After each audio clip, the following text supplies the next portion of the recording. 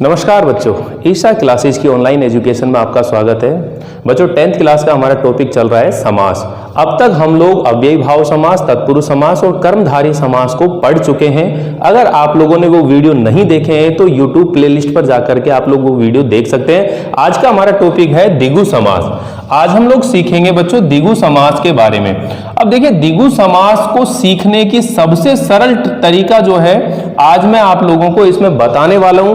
आप लोग जुड़े रहिए मेरे साथ। देखिए द्विगु समास, अब यहां पर इसमें एक संख्या लिखी हुई है द्वि और गु, यानी कि द्वि का मतलब क्या होता है दो और गु मतलब गाय।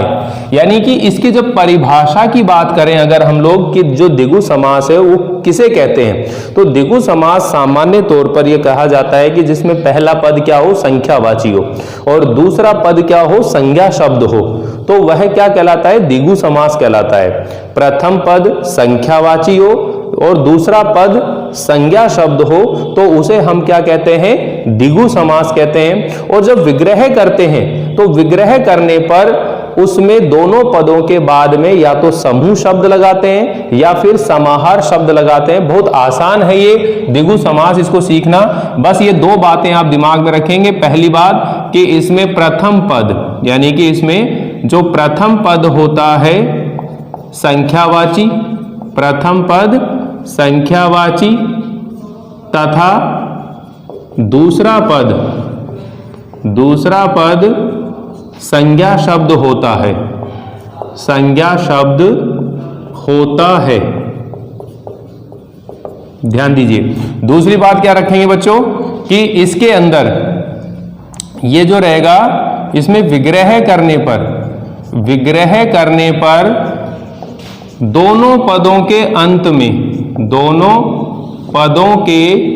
अंत में समूह या फिर समाहार शब्द लिखते हैं, समाहार शब्द लिखते हैं। अब ये दो चीजें हैं बच्चों जिनको आपको ध्यान रखना है कि ऐसे पद जिनमें पहला पद क्या हो, संख्यावाची हो, और दूसरा पद संज्ञा शब्द हो, तो वो क्या कहलाता है, द्विगु समास कहलाता है। अब अर्थ की दृष्टि से अगर हम कहें कि इसमें कौन से पद की प्रधानता होती है, तो अर्थ की दृष्टि से तो इसमें दूसरे पद की प्रधानता होती है। ये हम लोग कंपटीशन जब एग्जाम देते हैं उनमें ये चीजें पूछी जाती हैं, क्योंकि जो कर्मधारय समास है और जो द्विगु समास है ये दोनों ही तत्पुरुष समास के भेद माने जाते हैं। तो जो तत्पुरुष समास होता है उसमें कौन सा पद प्रधान होता है, दूसरा पद प्रधान होता है। इस वजह से कर्मधारय और जो द्विगु समास है उसमें दूसरे पद की प्रधानता मानी जाती है। तो देखिए हम लोग ये द्विगु समास के उदाहरणों को समझते हैं कि पहला पद संख्यावाची होगा, लेकिन संख्या कितनी, केवल 1 से 9 तक की संख्या। बच्चों ध्यान रखना, 1 से लेकर 9 तक की संख्या, और ऐसी संख्या जिसमें 10 का भाग जाता है, 10, 20, 30, 40, 50, 60, 1 से लेकर 9 तक की संख्या, और 10, 20, 30, 50 ये जो संख्याएं रहती हैं, इन संख्याओं को छोड़ करके अन्य जितनी भी संख्याएं होती हैं, जैसे 11 है, 12 है, ठीक है, ये जितनी भी संख्याएं होती हैं इनमें होता है द्वंद्व समास। इसमें कौन सा समास होता है, द्वंद्व समास। तो ये अब नेक्स्ट वीडियो में जानेंगे। लेकिन 1 से लेकर 9 तक की जो संख्या रहेगी वह कहां पर आएगी, द्विगु समास में आएगी। तो ये जो पहला पद रहता है वो कौन सा होता है, संख्यावाची, और दूसरा पद क्या रहेगा, संज्ञा शब्द। लेकिन प्रथम पद जो संख्यावाची होगा वो कितनी होगी, 1 से लेकर 9 तक की संख्याएं होंगी। मान लीजिए अपन यहां पर ये जो द्विगु शब्द है इसी का करते हैं। ये द्विगु में जो द्वि शब्द है, इस द्वि का मतलब क्या होता है, दो, और गु से मतलब होता है गायों का, दो गायों का समूह। अगर मान लीजिए अपन यूं कह रहे हैं त्रिवेणी, अब त्रिवेणी में जो त्रि शब्द है, त्रि का मतलब क्या होता है बच्चों, 3, और वेणी का मतलब क्या होता है, धारा या नदी, ठीक है ना, धारा या फिर क्या होता है, नदी। तो 3 वेणी का समूह या समाहार भी लिख सकते हो। अपन से कह रहे हैं चतुरंग, क्या कह रहे हैं, चतुरंग, ठीक है, चतुरंगा। तो इसको अपन बोलेंगे, चतुर का मतलब क्या हो गया बच्चों, 4, ठीक है, 4 रंगों वाला, 4 रंगों वाला। 4 रंगों के समूह वाला।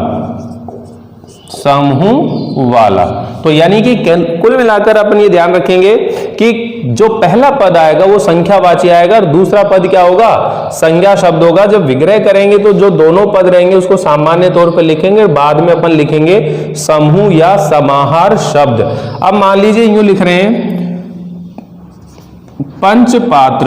अब पंचपात्र का मतलब हो गया, पंच का मतलब क्या हो गया बच्चों, 5 पात्रों का समूह, 5 पात्रों का समूह, तो क्या हो गया, पंचपात्र हो गया। अगर इसी चीज को अपन यूं कह दें षड रस, तो 6 रसों का समूह, षड यानी कि षट, और षट का मतलब क्या होता है, 6 रसों का समूह, 6 रसों का क्या हो गया, समूह हो गया, षड रस। अगर इसी चीज को अपन यूं कहते हैं षड ऋतु, क्या बोलते हैं इसको, षड ऋतु, तो इसको जब संधि विच्छेद करेंगे तो षट मतलब 6 ऋतुओं का समूह, 6 ऋतुओं का समूह। इसी ढंग से बच्चों ये शब्द आते हैं, जैसे अपन बोलते हैं चवन्नी, अठन्नी, दुअन्नी। अब अठन्नी का मतलब क्या होता है, 8 आनों का समूह। चवन्नी का मतलब क्या हो गया, 4 आनों का समूह। दुअन्नी का मतलब क्या हो गया, 2 आनों का समूह। ठीक है, तिरंगा, 3 रंगों का समूह। समझ में आई ना। तो कुल मिलाकर क्या होता है बच्चों कि पहला पद संख्यावाची और दूसरा पद क्या होता है, संज्ञा शब्द होता है। और उदाहरण समझिए, जैसे यहां पर ये लिखते हैं शताब्दी, क्या लिखते हैं, शताब्दी। अब तो इसमें क्या है, शत का मतलब क्या होता है, 100, और अब्दों का यानी कि वर्षों का समूह, 100 वर्षों का समूह। अगर इसी को अपन यूं कहते हैं दशाब्दी। अब दशाब्दी का मतलब देखो बच्चों, 10 का मतलब तो क्या होगा, 10, और अब्द का मतलब क्या लिखा भी, अब्दों यानी कि वर्षों का समूह, 10 वर्षों का समूह। अगर सप्ताह लिख रहे हैं भाई, सप्ताह है तो इसके अंदर सप्त का मतलब क्या आता है, 7, और अहों का मतलब क्या होता है, दिनों, अहों का मतलब क्या होता है, दिनों का समूह, यानी कि 7 दिनों का समूह। पहला पद संख्यावाची होगा, दूसरा पद संज्ञा शब्द होगा। दोनों का जब विग्रह करेंगे तो आगे हम लिखेंगे समूह या समाहार शब्द। इस समास को हमेशा इस रूप में ध्यान रखना कि संख्यावाची पद, लेकिन संख्या कौन सी, 1 से लेकर 9 तक की संख्याएं। तो हम लोग अभी 10th क्लास के बोर्ड को ध्यान में रखते हुए इस सिलेबस को पढ़ा रहे हैं। इसमें ज्यादा विस्तार नहीं देख रहे, और भी बहुत सारे नियम होते हैं, लेकिन 10th क्लास में 2 नंबर का समास का जो टॉपिक है हम लोगों का, उसको ध्यान में रखकर केवल ये प्रश्न पूछे जाते हैं। भाई इनकी परिभाषाएं पूछ लेते हैं, द्विगु समास किसे कहते हैं, तो परिभाषाएं क्या बोलेंगे भाई, द्विगु समास की परिभाषा क्या है कि वह समास जिसमें प्रथम पद संख्यावाची हो और दूसरा पद संज्ञा शब्द हो, तथा विग्रह करने पर दोनों पदों के अंत में समूह या समाहार शब्द जोड़ते हो, तो उसे हम क्या कहते हैं, द्विगु समास कहते हैं। इसी तरह कर्मधारय समास किसे कहते हैं, तो कर्मधारय समास का बारे में हम लोगों ने इससे पहले वाला जो वीडियो था उसमें पूरे विस्तार से उसके बारे में चर्चा करिए कि प्रथम पद विशेषण, दूसरा पद विशेषे तथा उपमान और उपमेय की प्रधानता होती है, तो वो क्या कहलाता है, कर्मधारय समास कहलाता है। ठीक है, इसी तरह जो तत्पुरुष समास है, द्वितीय पद प्रधान होता है। ठीक है, कर्म कारक से लेकर और अधिकरण कारक तक के कारक चिन्हों का उसमें प्रयोग किया जाता है। अव्ययी भाव समास क्या होता है, जिसमें पहला पद प्रधान होता है, प्रथम पद उपसर्ग या अव्यय होता है। ठीक है ना, तो वहां पर ये सब चीजें हम लोग ये पढ़ चुके हैं। अगर आप लोगों ने वो वीडियो नहीं देखे हैं तो आप YouTube पर जाकर प्लेलिस्ट में जाकर वो वीडियो आपको क्रम से मिल जाएंगे, उन चीजों को देखें, नोट करें।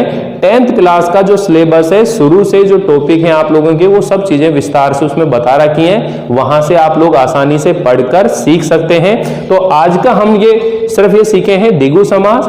इससे जो नेक्स्ट वीडियो होगा उसमें हमारे 2 चीज और बच रही है, एक द्वंद्व समास बच रहा है और उसके बाद में बचा हुआ है एक बहुब्रीहि समास। इन दोनों टॉपिक्स को हम लोग नेक्स्ट वीडियो में पढ़ेंगे।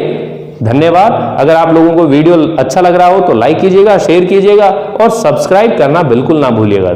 Thank you.